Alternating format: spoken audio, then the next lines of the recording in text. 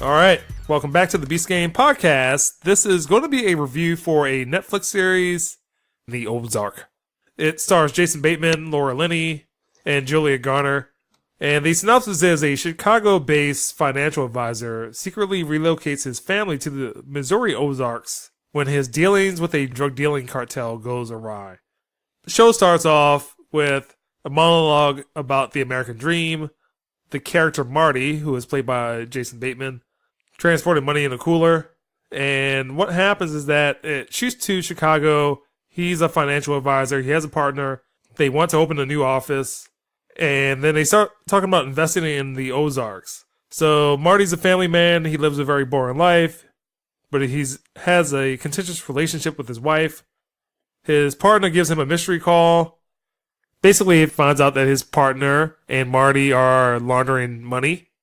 Their client is a drug dealer. His name is Del Rio, and his partner is actually stealing from the drug dealers. He kills him and his partner's girlfriend and keeps Marty alive. And then Marty lies about being able to wash money in the Ozarks, which is how they wound up in the Ozark. So, Keith, what is your view on the Ozark?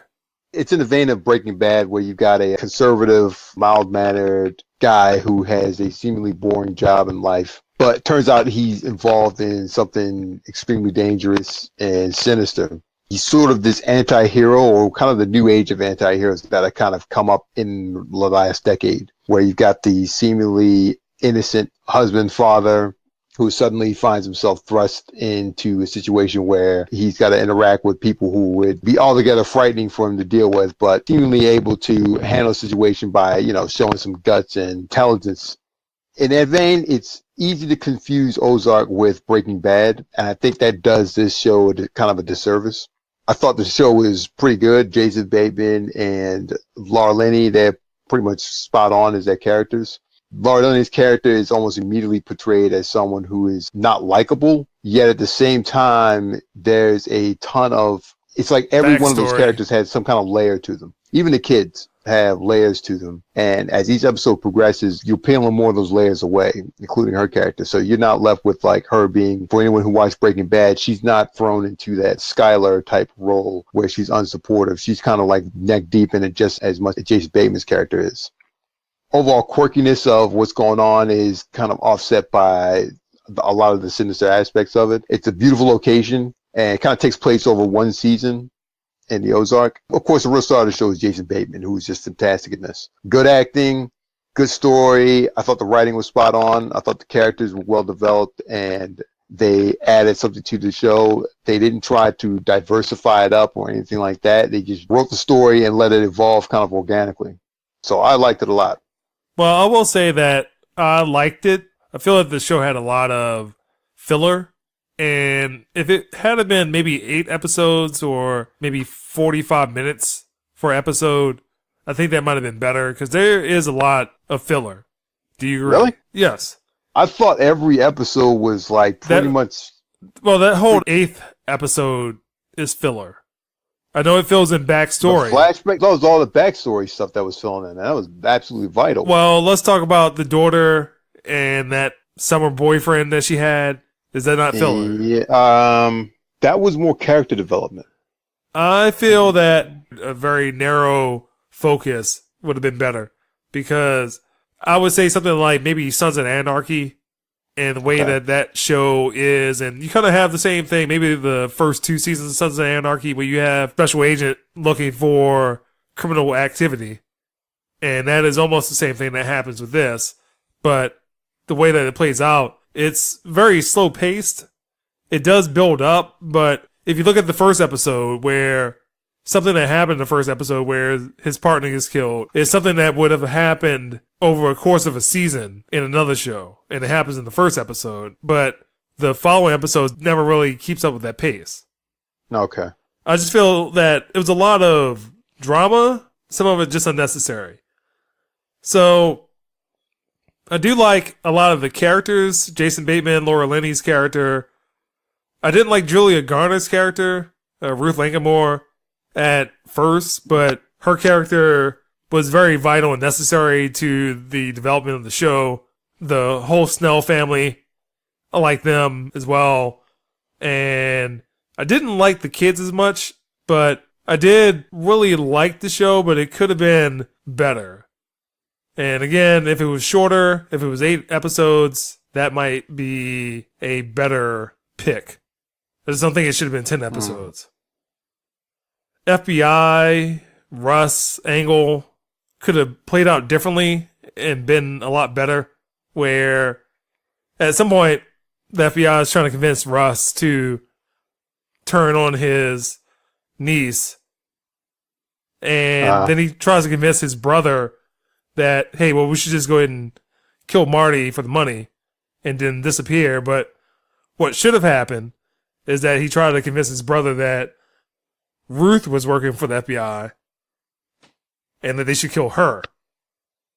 And then she finds out, and then however that scenario plays out where they died would have been best. I think I agree with you about the FBI angle. Now that I think about it, I think the FBI stuff was kind of played out to kind of show them that they were being like edgy in that regards. Yeah. Well, I would have liked that angle with the FBI agent to kind of play out more, again, like Sons of Anarchy with Agent Stahl, the ATF agent, where she's always there at the right moment, screwing things up until Opie killed her. Right. She's a thorn in his side, but it's like Marty seemed like he always never really had the FBI was ever a threat to him. Okay, I see what you're getting at. Well, they were if they'd have caught up to him, but it was like circumstances kind of kept occurring that made things set it up that way and stuff. I think it was episode 8, 9, or 10. They almost had him. Then it just turned out the Snell stuff just kind of went off. So, yeah. Again, I just felt that the FBI really was not a threat up until maybe the last episode. And even with that, just by happenstance, the way that the story develops, which I did not see coming, though, but Del Rio got shot in the head, called them rednecks. He was like, what'd you say? Boom! Oh, that was just like, when he said that, she said, what did you just say? I'm like, uh-oh. I remember that story that they told. I'm like, uh-oh, that's not good. Yeah, I mean, because the Snells seemed like they were threats to Marty, but no one else. Not even the Mexican drug cartel. Yeah. Marty was smart enough to outwit everyone else to try to solve his problem, which wasn't necessarily... Go ahead. He was kind of winging it the whole way through, and he was running this con ever since that first episode. And then he started making it work. And it wasn't until later in the season, the 7th or 8th episode, that there's a light at the end of the tunnel. Maybe I could do this. And then all heck breaks loose, something else occurs. So it was basically like one thing kept happening after another, and he just kept either avoiding it, sideswiping, or something would occur where some other people would stop the impact from hitting him. So there were a lot of incidents like that. So it kind of looked like he was outsmarting everyone. We kind of sit there and talk to it, but in truth, it was him just focused on one thing and trying to work his way through it. Circumstances or things occurring that were outside of his control that got him to that next point. Him with the Snells. Every time he turned around, it was like something else jacked that was happening. It was all out of his control, completely done. I think that's what I like the most about this. Is like one thing after the other kept occurring. Yeah. But they were logical-ish things that were occurring. The thing for me is that I know Marty has to come out of this show alive. Maybe when I just kind of realized that it kind of lessened things for me that, hey, you know he needs to be alive at the end of the show. His wife's not going to die. His kids probably aren't going to die. It's just trying to figure out who it's going to be. So, Keith, what is your score for the Ozark? I give it an 8. I thought it was pretty solid. I found that the entire story kind of played out in a way that I could follow easy enough. It didn't have a dance machine that just popping up and to move the story forward or anything like that. The story started from one position where Marty had to make a plan work. He was just working steadily at it. The kids included. Each all had something to contribute to the storyline.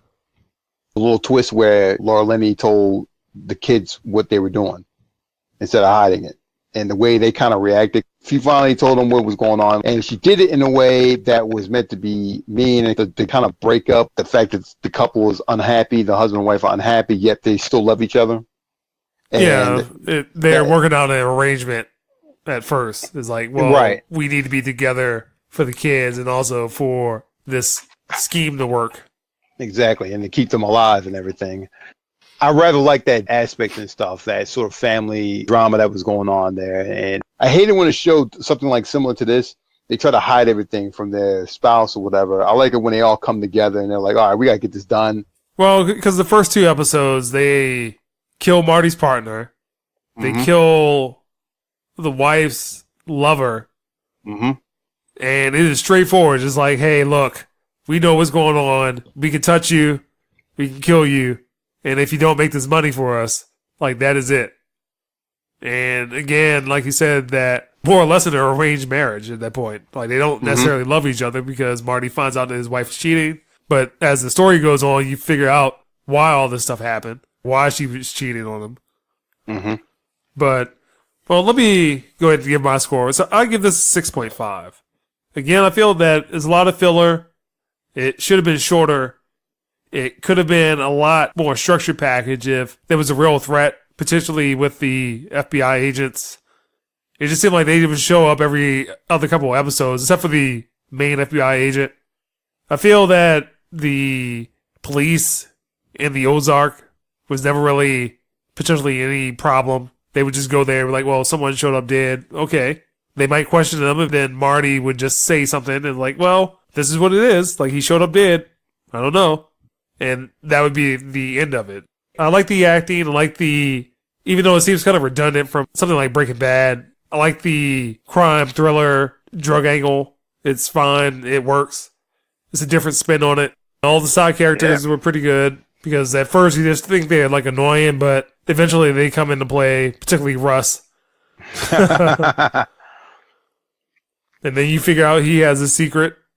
Turns out, a big secret. That's the Beast Gang Podcast. You can find more of our podcasts at beastgang.com, iTunes, Google Play, Stitcher, TuneIn, iHeartRadio, Twitter, Facebook, and YouTube.